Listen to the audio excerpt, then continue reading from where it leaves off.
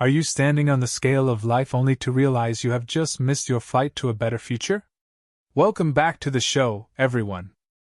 I am so incredibly hyped to be with you today because we are about to climb a mountain. We are about to dissect a book that isn't just a book, it is a cultural artifact. It is a blueprint. For many, it is the genesis of the modern personal development movement. We are talking about the legendary Zig Ziglar and his absolute classic, See You at the Top. Or, for our friends listening in Vietnam, the timeless handband trend in Tan Som. Now, before we dive in, I want you to check your skepticism at the door. I know. We live in a cynical age. We hear, motivational speaker, and we think of cheesy lines and empty hype. But Ziglar was different. He wasn't selling smoke, he was selling architecture. He was an architect of human character. And today, we are going deep, I mean really deep, into the first major section of this masterpiece. We're going to cover the philosophy, the self-image, the staircase to success, and the psychological mechanisms that either propel us forward or keep us chained to the floor. So, grab your coffee, or if you're driving, turn the volume up, because we are going to break down exactly how to build a life that works. Let's start where Zig starts, which is paradoxically at the end. When you open this book, one of the first things you see is a section titled, The End or Don't Get. It's a bold move. Why start a book with the end? Zig is playing a psychological game with us right out of the gate. He's telling us that picking up this book marks the death of your old life. It is the obituary for your mediocrity. It is the funeral for your negative thinking. He's drawing a line in the sand. He's saying, whatever happened before page 1, the failures, the missed opportunities, the apathy, that is over. That is the end. Now we begin. It's a reframing technique. He wants you to enter the text not as a passive reader, but as someone who has just closed the door on a room they never want to enter again. And what is the philosophy waiting for us in this new room? It's arguably the most famous quote in the history of sales and motivation, the golden rule of success. You've heard it, but have you felt it? Zig says, you can have everything in life you want if you will just help enough other people get what they want. Let's pause there. This isn't just moral fluff. This is an economic and spiritual law. Most people approach life asking, what can I get? Zig flips the script to, what can I give? He argues that wealth, influence, and happiness are merely byproducts of service. It's a boomerang effect. If you throw out service, success comes back to you. If you throw out selfishness, loneliness comes back to you. It's the North Star of his entire philosophy. If you get nothing else from today, get that. Your problems are likely solvable by solving someone else's problem first. Now, Zig wrote this revised edition, the 25th anniversary edition, back in 2000. He was 74 years old.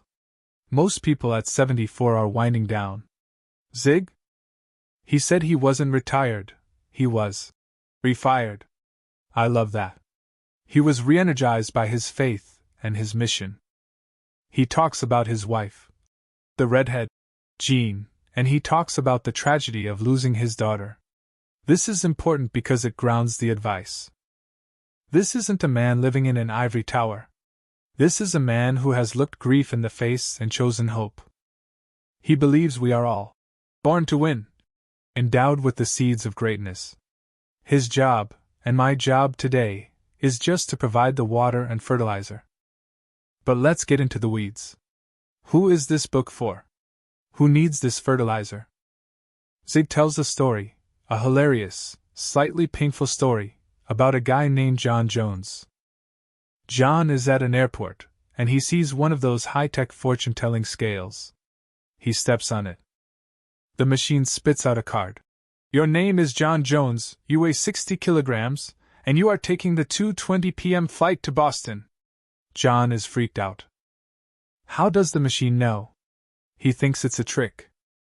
So, he goes to the men's room, puts on a disguise, maybe a hat and glasses, and steps on the scale again. the machine says.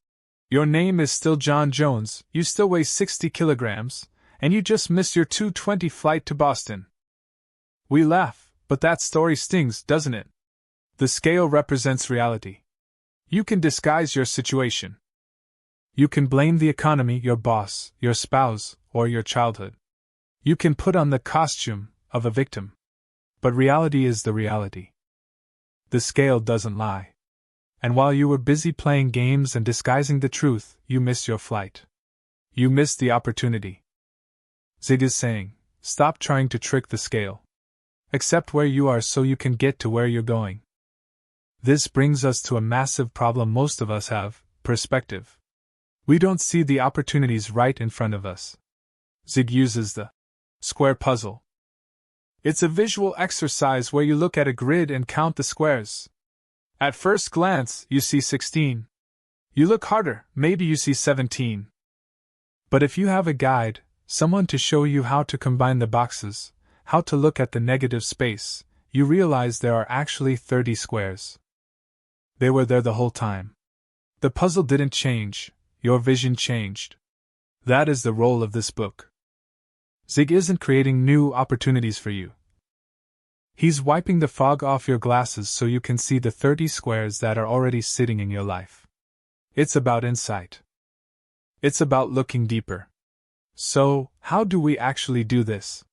How do we move from seeing 16 squares to seeing 30? How do we catch that flight to Boston? Zig introduces us to the staircase to the top. And this is crucial because we live in a hack culture. We love shortcuts. We want the one weird trick to lose weight, get rich, or find love. Zig says, no. Stop it. There is an elevator to failure, but the stairs to success must be climbed one by one. He outlines 6 steps: self-image, relationships, goals, attitude, work, and desire. He warns us about the student who tries to jump from basic math to geometry without doing the intermediate work. They fail. He talks about the suitor, the guy who meets a girl and tries to kiss her 5 seconds later. He gets slapped. Why? He skipped the relationship building phase. He skipped the rapport. In sales, in love, in life, if you skip the steps, you fall down the stairs. We have to lay the foundation stones. Honesty, character, integrity, faith, loyalty. Zig makes a profound point here about the balanced life. He says success isn't just money. If you make $1 million but lose your health, are you successful?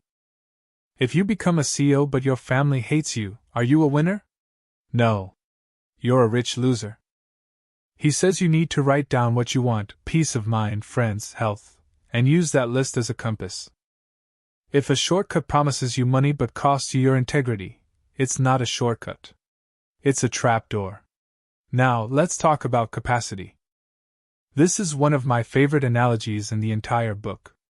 Zig tells the story of a Native American man in Oklahoma who struck oil. He became incredibly wealthy. He bought a Cadillac, the longest, sleekest, most powerful car money could buy. Every day, he would drive into town to see his friends. But there was a catch.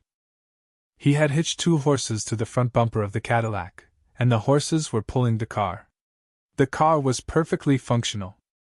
It had a 100-horsepower engine under the hood. But the man didn't know how to turn the key. So he was using 2 horsepower, external power, to pull a machine capable of 100 horsepower, internal power. That is us. That is you. That is me. Psychologists say we use maybe 2% to 5% of our potential.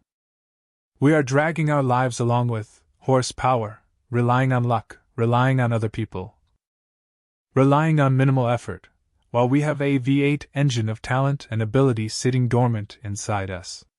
We just haven't turned the key. Zig's mission is to show us where the ignition is. And where is the ignition? It starts with responsibility. There's a beautiful story about a father trying to read the newspaper, but his little son keeps bothering him. To keep the kid busy, the dad rips a map of the world out of a magazine, tears it into 100 pieces, and says, "Put the world back together." He thinks it'll take the kid an hour. The kid is back in 5 minutes. The dad is stunned. "How did you fix the world so fast?" The boy says, "It was easy. On the back of the map, there was a picture of a man. I just fixed the man, and the world fixed itself." I want you to really sit with that. Asterisk, I fixed the man, and the world fixed itself. Asterisk. We spend so much time trying to fix the world. We tried to fix our company, our economy, our partner, our political system. Zig says, stop. Fix the man. Fix the woman. Fix yourself. When your internal world is aligned, the external pieces fall into place. But what if your internal world is a mess? What if you have a traumatic past? Zig addresses this with the rubbish hill metaphor. He talks about a shopping center built on top of an old city dump. A landfill. It was trash. But the engineers came in, they compacted the trash, they sealed it off, and they built a magnificent structure on top of it. Maybe your mind is a rubbish hill. Maybe you've been told you're stupid, or you've failed a dozen times. Zig says you can build a skyscraper on a dump if you seal it off. You can build a new life on a foundation of past failures, provided you don't let the garbage seep up into the lobby. You have to cap it with positive thinking and new habits. And speaking of habits, let's talk about the mechanics of learning. Zig is very practical. He says, don't just read this book once. Why? Because of the gap between your eyes and your brain. Your brain processes information at like 1,000 words per minute. Your eyes read at 300. That gap is where your mind wanders. That gap is where you start thinking about dinner or your laundry. He cites research saying that if you hear an idea once, you remember 2% of it 2 weeks later. 2%. That's useless. But if you expose yourself to the idea for 6 consecutive days, retention jumps to 62%. That is a massive ROI. Repetition isn't boring. Repetition is the glue that makes the idea stick to your neurons. He tells us to use a red pen for the first read, mark the aha moments. Use a blue pen for the second read. Treat the book like a workbook, not a novel. Okay, so we've established the foundation. We know we need to fix the man to fix the world. But what is the actual mechanism? What is the step 1 on that staircase? It is self-image. This brings us to the most tragic and powerful story in this section of the book. The story of Emanuel Ninger. The year is 1887. Emanuel Ninger is a counterfeiter. But not just any counterfeiter. He is an artist. He hand-paints $20 bills. He is so good that he evades the Secret Service for years. He is eventually caught because he pays for a drink, and the bartender has wet hands. The ink on the bill smudges. They arrest him. They go to his house. They find his portraits, original paintings.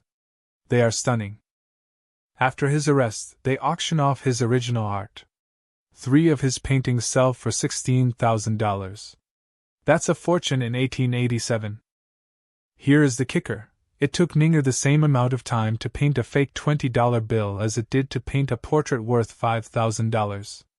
Zig asks why.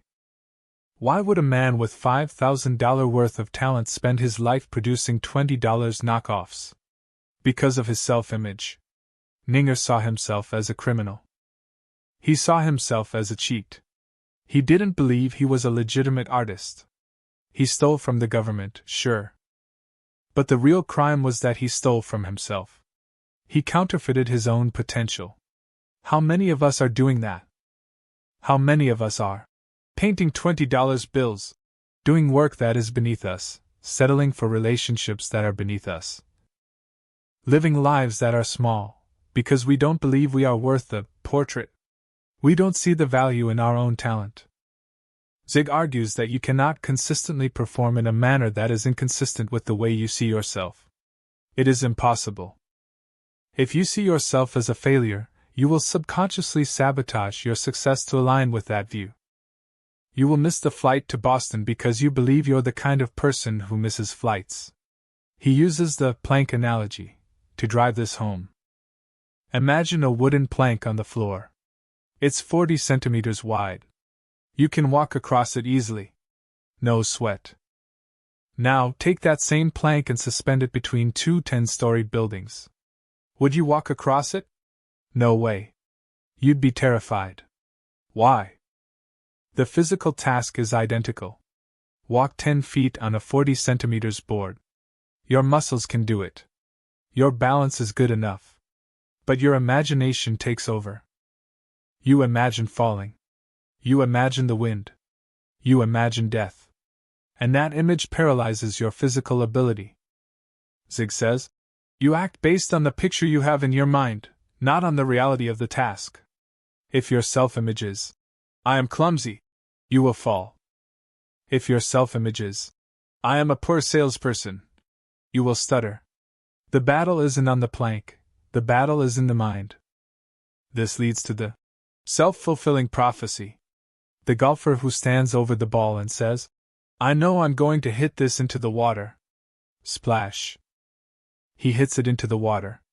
He didn't predict the future, he created it. He gave his brain a command. Hit the water. And his brain, being a faithful servant, obeyed. Successful people do the opposite. Michelangelo looked at a block of marble and didn't see a rock, he saw David. He saw the statue before he chipped away the first piece.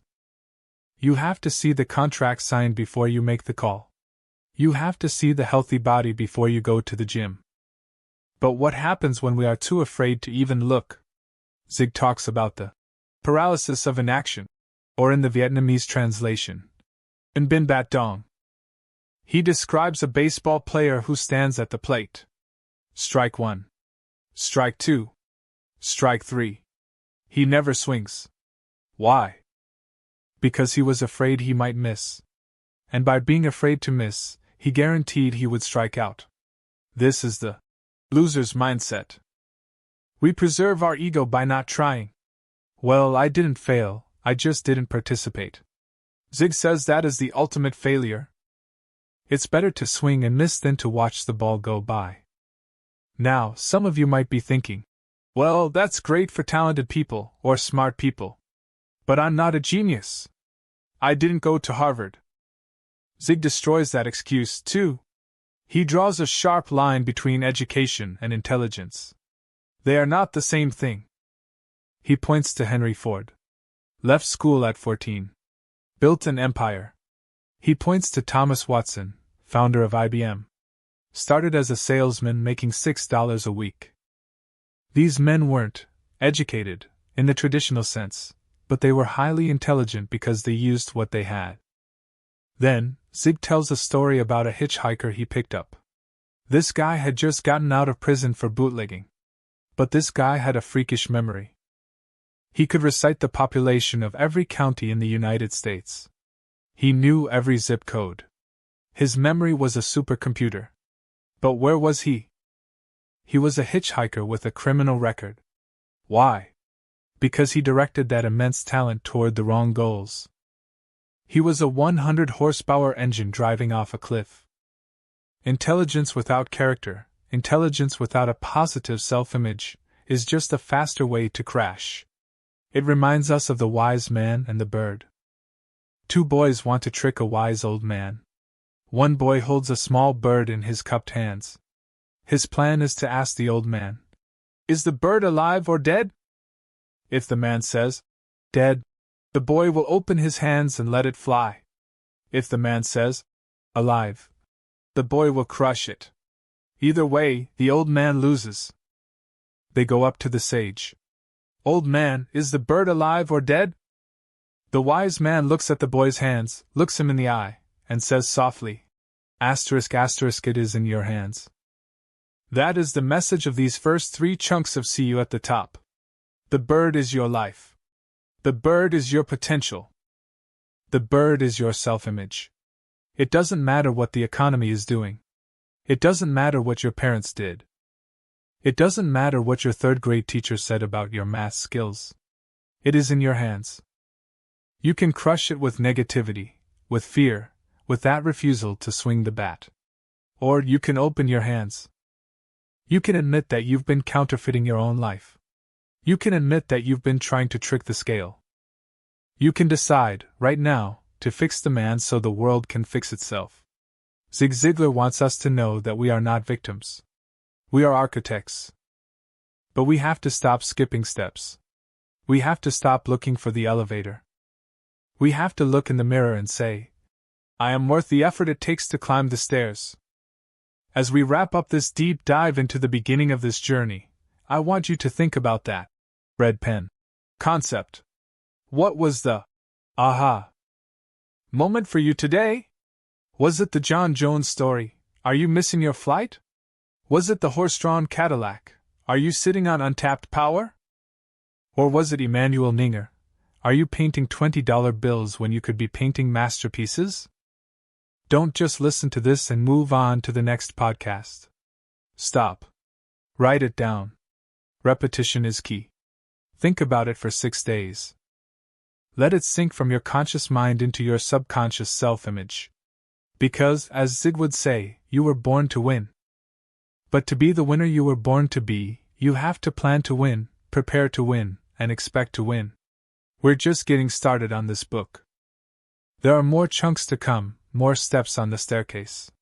But for today, remember, the end of your old life is just the beginning of your climb. I'm your host, signing off. Go out there and fix the man, so you can fix your world. And I'll see you at the top.